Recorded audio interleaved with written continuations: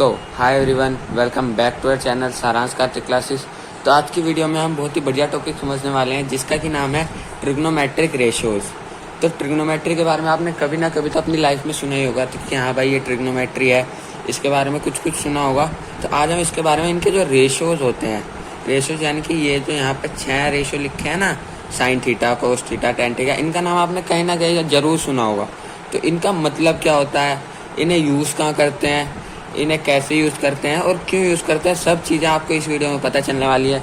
तो इस वीडियो को आखिरी तक देखना, आपको सब समझ में आ जाएगा। और ये जो ट्रायंगल मैंने बनाया है, ये राइट एंगल ट्रायंगल, ये मैंने क्यों बनाया है ये आपको भी इस वीडियो में पता चल जाएगा। तो बने रहिए। चलो शुरू करते हैं। ट्रिग्नोमेट्रिक रेशियो होते क्या है। तो ट्रिग्नोमेट्री, इसमें शुरुआत में देखो ट्राई लिखा है। ट्राई यानी कि तीन, ट्राई यानी कि तीन, यानी कि तीन साइड से ट्रिग्नो और मैट्री यानी कि तीन साइड से क्लोज्ड फिगर जो बनती है, यानी कि क्लोज्ड फिगर क्या बनती है, पिछली वीडियोज में हमने समझा है, तीन साइड्स को मिला के क्लोज्ड फिगर बनती है हमारी ट्रायंगल। ठीक है, तो उन्हीं के कुछ रेशियोज होते हैं जो कि हम इस वीडियो में समझने वाले हैं। तो मान लें हमने राइट एंगल ट्रायंगल बना लिया, एंगल बी जो है ये राइट 90 डिग्री है। ठीक है, अब यहाँ पे मैंने सी और ए एंगल है। तो अब इसमें जो है ट्रिग्नोमेट्रिक रेशियोज काम कैसे करते हैं, तो आपको सबसे पहले समझना होगा कि ये होते क्या है। ये जो साइन थीटा है, कोस theta, tan theta, cosec theta और कोस थीटा, इनका मतलब क्या है ये समझते हैं। सबसे पहले साइन थीटा, थीटा देखो, थीटा जो है, ये जो थीटा यहाँ पे लिखा हुआ है, इस थीटा का मतलब है कोई भी एंगल, यानी कि एंगल, जैसे एंगल मानते हैं एंगल एक्स वाई या फिर एंगल 52 डिग्री, मतलब कुछ भी एंगल हो सकता है ये। ठीक है, कुछ भी एंगल ये हो सकता है। तो थीटा का मतलब एंगल हो गया, यानी कि कोस ऑफ एंगल। ये कोस मल्टीप्लाई एंगल नहीं है, कोस ऑफ एंगल है। ठीक है, तब समझते हैं एंगल। मान लो हमने यहाँ पे एंगल ए को थीटा मान लिया, एंगल ए को थीटा मान लिया हमने। तो देखो 90 डिग्री के सामने वाली हाइपोटेनस होगी। और ये बात आपको याद करनी है कि जो थीटा होता है, जो एंगल होता है, जिस एंगल से हम देख रहे हैं, उस एंगल के जो सामने वाली साइड होगी वो हमेशा परपेंडिकुलर होगी और जो बची हुई होगी वो हमेशा बेस होगी।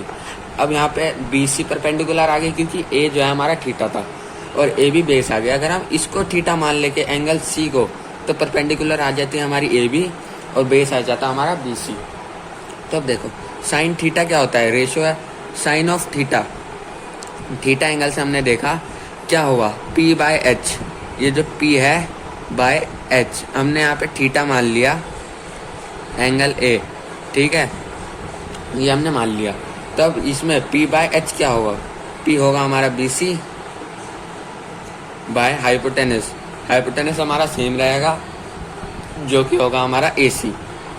ठीक है, ऐसी कोस थीटा का बेस बाय हाइपोटेनस, बेस क्या है AB, हाइपोटेनस सेम रहेगा AC। और टेन थीटा की ऐसी निकल जाएंगी AB वो BC अपॉन में AB, ऐसे इन तीनों के भी निकल जाएंगे। बस हाइपोटेनस क्या है ये लिखना है और परपेंडिकुलर क्या है ये लिखना है, इसमें बेस परपेंडिकुलर है। तो आपने यहाँ पे एक चीज़ नोटिस करी होगी कि ये साइन थीटा जो है, मैं यहाँ लिख देता हूँ नीचे, साइन थीटा जो है वो P बाय एच है। ठीक है, और जो कोसेक थीटा है वो H बाय P है। तो आपको कुछ सिमिलैरिटी नहीं दिख रही इसमें कि जो ये है। अब आप कुछ बच्चे कहेंगे थीटा तो सिमिलर है भाई, पर यहाँ पे ये तो देखो, ये जो है P बाय एच, इसका उल्टा H बाय P। तो इसका मतलब क्या हुआ कि साइन थीटा का उल्टा जो होता है वो कोसेक थीटा होता है। तो यहाँ पे हम ये भी लिख सकते हैं sine theta equal to 1 by cosec theta. ठीक है, ये आइडेंटिटी होती है। तो ये कैसे हो गया, sine theta P by H और 1 by cosec theta H by P। अब ये P नीचे, ये ऊपर आ जाएगा, P by H equal to P by H. ठीक है, तो इक्वल हो गया। तो यानी कि साइन थीटा जो है ये 1 बाय कोसेक थीटा होता है। ऐसे आपने देखा होगा ऊपर कोस थीटा जो लिखा है वो B बाय एच है और sec theta H by B है। ये भी दोनों उल्टे हैं एक दूसरे के, यानी कि इसका भी मतलब क्या होगा, cos theta equal to 1 by sec theta. इसका मतलब यही नहीं, यही इसका उल्टा होगा, sec theta equal to 1 by cos theta भी होगा। Sec theta equal to 1 by cos theta भी होगा, क्योंकि ये इधर आ जाएगा, इधर आ जाएगा, वही वैल्यू आ जाएगी। अब ऐसी tan theta equal to P by B और cot theta equal to B by P. ठीक है, ये भी इसका उल्टा है, यानी कि tan theta equal to 1 by cot theta. अब आपने एक आइडेंटिटी और सुनी होगी, ये तो हमने आइडेंटिटी कुछ निकाल ली जो कॉमन है, बहुत इजी है, बहुत कॉमन है। ये तीन आइडेंटिटी, एक ये वाली, एक ये वाली और एक ये वाली। ठीक है, अब एक आपने सुना होगा टेन थीटा जो होता है वो साइन थीटा अपॉन में कोस थीटा होता है। ये क्यों होता है? ये क्यों होता है? ये इसलिए होता है कि अब हमें टेन थीटा की वैल्यू रखो P by B, sine theta की पी बाय एच और कोस थीटा की बी बाय एच। अब देखो जो अपॉन में है वो पास पास की पास के साथ और दूर दूर की दूर के साथ। इसका मतलब होगा P by B equal to P into H upon में बी इंटू एच। एच से एच कटा तो P by B equal to P by B, तो L H S equal to R H S आ गया। और इसीलिए जो होता है tan theta equal to sine theta upon में कोस थीटा होता है। ठीक है, ये बहुत इंपॉर्टेंट आइडेंटिटी है, इसे याद रखना, ये बार बार पेपरों में पूछ ली जाती है और इसी के ही आपके सवाल भी आते हैं। ठीक है, चलो ये हमने कुछ कॉमन आइडेंटिटीज देखी। अब टेन थीटा ये है और टेन थीटा हमने अभी पढ़ा, टेन थीटा इक्वल टू होता है 1 बाय कोट थीटा। ठीक है, टेन थीटा होता है 1 बाय कोट थीटा, तो हम ये लिखते हैं, पहले यही आइडेंटिटी लिख देते हैं, tan theta equal to sine theta upon में cos theta. Tan theta 1 by cot theta होता है, साइन थीटा ऐसे ही रहने देंगे और कोस थीटा ऐसे रहने देंगे। अब कोट नीचे है, रेसिप्रोकल कर दो दोनों साइड, एक साइड नहीं करना, दोनों साइड करना है। तो यहाँ पे कोट थीटा आ जाएगा, अपॉन में 1 लिखो ना लिखो एक ही बात है। इसका रेसिप्रोकल कोस थीटा अपॉन में साइन थीटा। ठीक है, ये भी हमारी एक बहुत ही इम्पोर्टेंट आइडेंटिटी है, ये भी आपको याद रखनी है। ठीक है, ये आइडेंटिटी बहुत ईजी है समझने में। ठीक है, अब यहाँ पे कुछ सवाल आ जाते हैं कि जैसे आपको एक ट्राइंगल दे देंगे, उसमें एंगल दे देंगे, एंगल ए। मान लो अगर यहाँ पे साइन थीटा है, अगर मैं यहाँ पे दे दूँ साइन एल्फा, ये अल्फा का एक साइन होता है। ठीक है, तो ये क्या होगा, इसमें अल्फा क्या है कोई पूछ लेगा क्या होगा, तो मैं बता दूं कि ये एंगल होगा सारे। यहाँ पे एक्स लिख दो, sine X, sine Y, sine 52 degree, sine 30 degree, ये सारे एंगल होते हैं। यहाँ पे अगर हम साइन 5 भी लिख देंगे ना तो भी ये एंगल ही रहेगा। ठीक है, इसी की नॉलेज तो ले ही लिए कि ट्रिग्नोमेट्रिक रेशियोज होते क्या है। आओ अब इस पे कुछ सवाल देख लेते हैं जिससे कि हमारी कॉन्सेप्ट क्लियर हो सके। तो यहाँ पे एक क्वेश्चन है हमारा कि इन एक ट्राइंगल ABC, एक ट्राइंगल है ABC, right angle at B, तो एक ट्राइंगल बना लेंगे ABC। ठीक है, एक ट्राइंगल ABC, जैसे कि उन्होंने कह रखा है B पे 90 डिग्री है, AB की वैल्यू उन्होंने दे रखी है 6 सेंटीमीटर, लिख लेंगे 6 सेंटीमीटर। BC की वैल्यू 8 सेंटीमीटर। ठीक है, 8 सेंटीमीटर हो गया। अब इनने मैं बोला है कि वैल्यू निकालनी है साइन ए और कोस सी की। अब इनने यहाँ पे ये साइड तो दे नहीं रखी, हाइपोटेनस कैसे निकालेंगे। अब मैं उन बच्चों के थप्पड़ मारूंगा जिन्हें ये नहीं पता होगा कि इस साइड को कैसे निकालेंगे। दो साइड दे रखी हैं, 90 डिग्री है, हाइपोटेनस कैसे निकलेगी, पाइथागोरस थ्योरम लगा के। सॉल्यूशन लिखेंगे, ए भी जो है पहले जो गिवन है वो लिख लेंगे, 8 centimetre by using Pythagoras theorem. Pythagoras theorem use करेंगे, हाइपोटेनस का स्क्वायर इक्वल टू परपेंडिकुलर का स्क्वायर प्लस बेस का स्क्वायर। ठीक है, हाइपोटेनस दे नहीं रखी, हाइपोटेनस क्या है, AC है, AC का square equal to perpendicular AB का होल स्क्वायर मान लो, और बेस क्या है BC। AC का स्क्वायर, AB कितनी है 6 सेंटीमीटर का होल स्क्वायर प्लस 8 सेंटीमीटर का होल स्क्वायर, तो AC का होल स्क्वायर आ जाएगा 36 centimetre square plus 64 centimetre square, तो AC square equal to 100 centimetre square. तो अब यहाँ पे AC की जो वैल्यू आएगी √100 सेंटीमीटर स्क्वायर आएगी, यानी कि AC जो होगा वो हमारा 10 सेंटीमीटर होगा, और AC क्या था हमारा हाइपोटेनस, तो हमारी आ गई हाइपोटेनस 10 सेंटीमीटर। ठीक है। हाइपोटेनस आ गई हमारी 10 सेंटीमीटर। तो अब उसने बोला है वैल्यू निकालनी है साइन ए की और कोस सी की। साइन ए मैंने कहा था कोई सा भी एंगल हो सकता है। साइन की वैल्यू क्या आता है पी बाय एच परपेंडिकुलर। अब यहाँ पे हमें एक बार फिगर यहाँ बना लेता हूँ मैं, ठीक है। A B C 6 centimetre 8 centimetre और ए से हमारी आ गई 10 सेंटीमीटर, ये 90 डिग्री है। अब यहाँ पे ए एंगल से पूछा गया है, ए एंगल को हम थीटा मान लेंगे, ठीक है। ए एंगल के सामने वाला परपेंडिकुलर हो जाएगी हमारी बी सी, और जो बचा वो हमारी बेस यानी ए बी की जरूरत नहीं है क्योंकि हमें हाइपोटेनस चाहिए 10। हाइपोटेनस आ जाएगी हमारी ए सी। बी सी क्या है 8 सेंटीमीटर और वो 10 सेंटीमीटर, इससे ये कटा और यहाँ पे 4 और 5, तो साइन ए की वैल्यू आ जाएगी हमारी 4/5, ठीक है।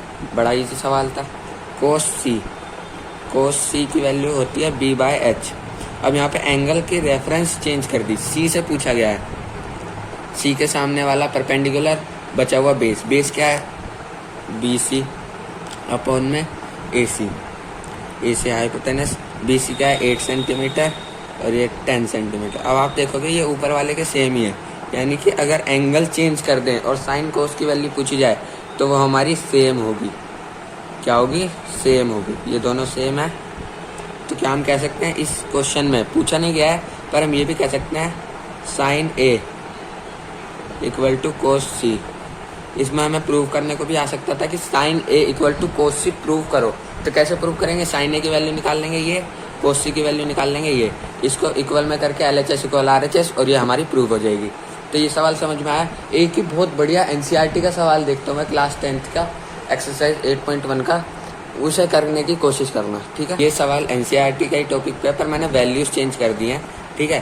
तो इसमें क्या बोला गया है, साइन थीटा की वैल्यू दे रखी है कितनी 4/5 और कोट थीटा और कोसेक थीटा की वैल्यू निकालनी है। साइन थीटा क्या होता है P/H, लिख लेंगे 4/5। अब यहाँ पे कुछ बच्चे लिखते हैं कि P = 4 है, H = 5 है। ये कुछ जगह गलत भी माना जाता है पर इसलिए ये आपका गलत ना हो पेपर में, मैं इसलिए बता देता हूँ कि हम यहाँ पे लेट कर लेंगे P = 4 के हमने कांस्टेंट लेट कर लिया, H = 5 के, ठीक है। लेट कर से भी कर सकते हैं क्योंकि बोर्ड में मुझे लगता है ये लेट करने वाला ज़्यादा सही है, उसमें कुछ चांस रहता है कि गलत हो जाए, तो लेट करने में ज़्यादा फायदा है। अब बाय यूजिंग पाइथागोरस थ्योरम, यहाँ पे पाइथा लिख रहा हूँ बस, ठीक है। परपेंडिकुलर का स्क्वायर प्लस बेस का स्क्वायर इक्वल टू हाइपोटेनस का स्क्वायर, ठीक है। परपेंडिकुलर क्या है 4 के, बेस हमें निकालना है और हाइपोटेनस दे रखा है 5 के। यहाँ 16 के स्क्वायर आ जाएगा प्लस बेस का स्क्वायर इक्वल टू 25 के square, base square equal to 25 के स्क्वायर माइनस 16 के स्क्वायर, तो बेस का स्क्वायर आ जाएगा हमारा 9 के स्क्वायर और बेस की वैल्यू आ जाएगी रूट में 9 के स्क्वायर, यानी कि इससे हमारा बेस आ जाएगा 3 के, ठीक है। अब यहाँ पे हम क्या वैल्यू निकालनी है, कोट थीटा और कोसेक थीटा। कोट थीटा क्या होता है याद करनी पड़ेंगे आपको वैल्यू। कोट थीटा होता है बेस बाय परपेंडिकुलर, ठीक है। बेस क्या अभी निकाला 3 के, परपेंडिकुलर 4 के, देखो 4 के से कट गया यानी कि 3/4। अब कुछ बच्चे सोचेंगे कैसे के आखिरी में कटना ही है तो लगाना क्यों है, ये मैंने अभी बताया, इसमें चांस रहता है कटने का, पर ऐसे फॉर्मूले से जैसे मैं अभी करा रहा हूँ ये करोगे तो बिल्कुल चांस नहीं है कि आपका ये क्वेश्चन गलत हो जाएगा। कोसेक थीटा क्या होता है, कोसेक थीटा हमें P/H करने की जरूरत ही नहीं है भाई, क्योंकि हमें पता है कोसेक थीटा होता है 1/sin थीटा, तो यानी कि 1/sin थीटा क्या होता है 4/5, 5 ऊपर आ जाएगा यानी कि कोसेक थीटा हमारा हो जाएगा 5/4, ठीक है। ये हमारा आंसर आ जाएगा। और ये तो ऐसे सवाल आपको NCERT में देखने में मिल जाएंगे, क्लास 10th के बच्चों को मैं बता रहा हूँ। तो ये सवाल बहुत ही इजी है, इसमें बस आपको वैल्यू पुट करनी है, पाइथागोरस थ्योरम लगानी है और ये सवाल बहुत ही इजीली हो जाएंगे। ऐसे सवाल कभी कभी पेपर में पूछ लिए जाते हैं तो ये ज़रूरी होते हैं, ठीक है। तो यहाँ पर मैंने आपको सारे ट्रिग्नोमेट्रिक रेशियोज़ के बारे में बता दिया है। एक बार दोबारा से हम रिवाइज कर लेते हैं। साइन थीटा होता है perpendicular by hypotenuse, cos theta होता है base by hypotenuse, tan theta होता है perpendicular by base, cosec theta होता है hypotenuse by perpendicular, sec theta होता है हमारा हाइपोटेनस बाय बेस और कोट थीटा होता है हमारा बेस बाय परपेंडिकुलर। कुछ आइडेंटिटीज भी हमने देखी, साइन थीटा होता है 1 by cosec theta, cos theta होता है 1 by sec theta, tan theta होता है 1 बाय कोट थीटा। और हमने देखा सबसे इंपॉर्टेंट वाली क्या है, tan theta equal to sine theta by cos theta, और इसी से ही हमने निकाली है cot theta equal to sine cos by sine theta. ठीक है, और कुछ सवाल किए हैं, तो इन सवालों को बहुत ही अच्छे से करके जाना है। मैंने इम्पोर्टेंट सवाल दिए हैं, और आगे की जो ट्रिग्नोमेट्रिक रेशियोज हैं, उनकी आइडेंटिटीज हैं, उनके जैसे मतलब कुछ हार्ड सवाल होते हैं जो कि देखने से नहीं होते, तो वो, और इसमें थीटा की वैल्यू पुट करने वाले सवाल भी आते हैं कि कोस 30 डिग्री, कोस 45 डिग्री, कोस 90 डिग्री, ऐसी अलग अलग रेशियोज में आते हैं। तो वो सवाल कैसे होंगे, जैसे कि हमारी क्लास 10th में आगे की एक्सरसाइज है 8.2 और 8.3, वो सवाल कैसे होंगे उसके लिए आपको अगली वीडियो को देखना पड़ेगा। अगली वीडियो जल्दी आएगी ट्रिग्नोमेट्रिक रेशियोज से आगे की एक्सरसाइज, जिससे आप कर सकते हैं उस वीडियो को देखकर। तो मिलते हैं अगली वीडियो में। Thanks for watching.